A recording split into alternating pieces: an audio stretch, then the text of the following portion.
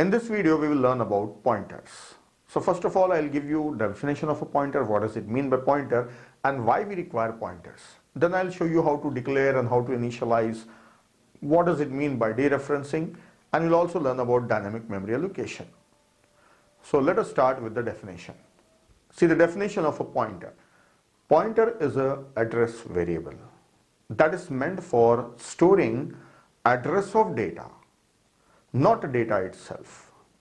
Normal variables are data variables, but the pointers are address variable. And pointers are used for indirectly accessing the data. So the question is, why do you need to access indirectly? So let us understand why actually we need pointers. Then we will see how to declare and use them. So first of all, see this picture, again I am drawing it here. See, this is the main memory, right? And this is the CPU which will execute our programs. So how this main memory is utilized, already this picture we are following it. This is divided into three parts. Here actually our program resides. So I am writing main function. It may be having more other functions. Now this area, see, this is a stack. So actually stack will be on the top, right? But I am showing it here. Then the other part of the memory is heap memory. So the main memory is divided into three sections and utilized. This is code section, right? This is code section, and this is stack, and this is heap.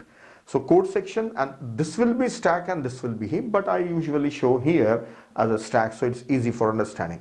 Anyway, there are three portions of memory: code section, stack, and heap. So the program will utilize the main memory by dividing into three sections. So this program can directly access these two areas. What are those? Code section and stack. Program will not directly access heap, right? The policy of a program is it will not directly access it. So heap memory is external to the program, outside the program.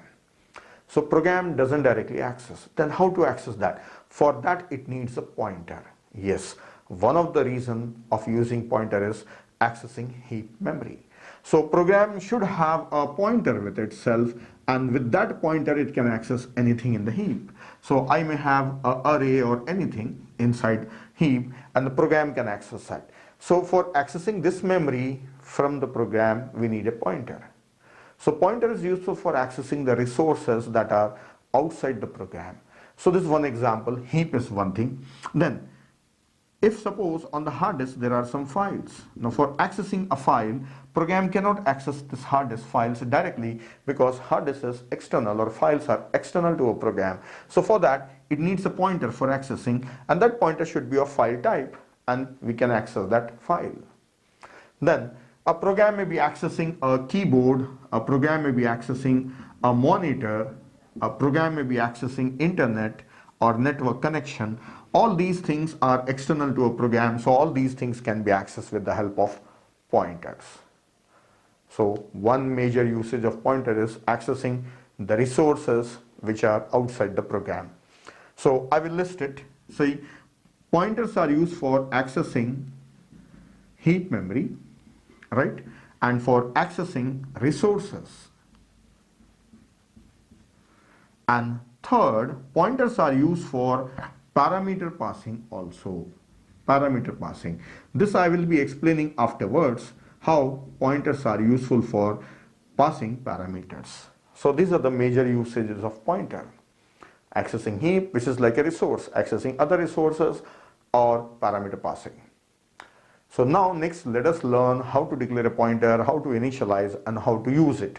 So by taking some small example, I will show you. This is a data variable. I am declaring A and also initialize it, right? So this is a data variable. Normally we declare variables like this. Then second thing, pointer. This is an address variable, right? This is an address variable. So address variables are called as pointers in C++.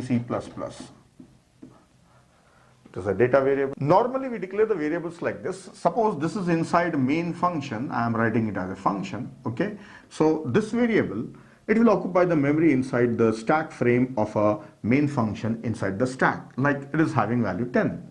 So if I draw it a bigger picture here, so like this is there. Suppose this is taking 2 bytes, integer is taking 2 bytes. So its addresses are 200 and 201.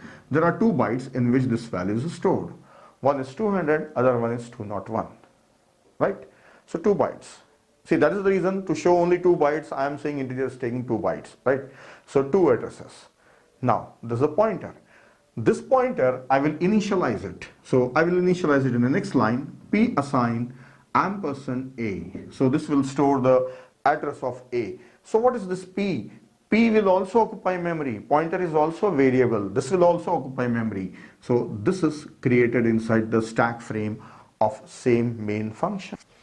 If I show it diagrammatically, it looks like this. This pointer will also take 2 bytes. So let us say the address of this pointer is 210 and 211. Just I am assuming random number, okay? Don't confuse that the next should be 202. So whatever it may be, I am saying it's as 210 and 211. Now, when I say ampersand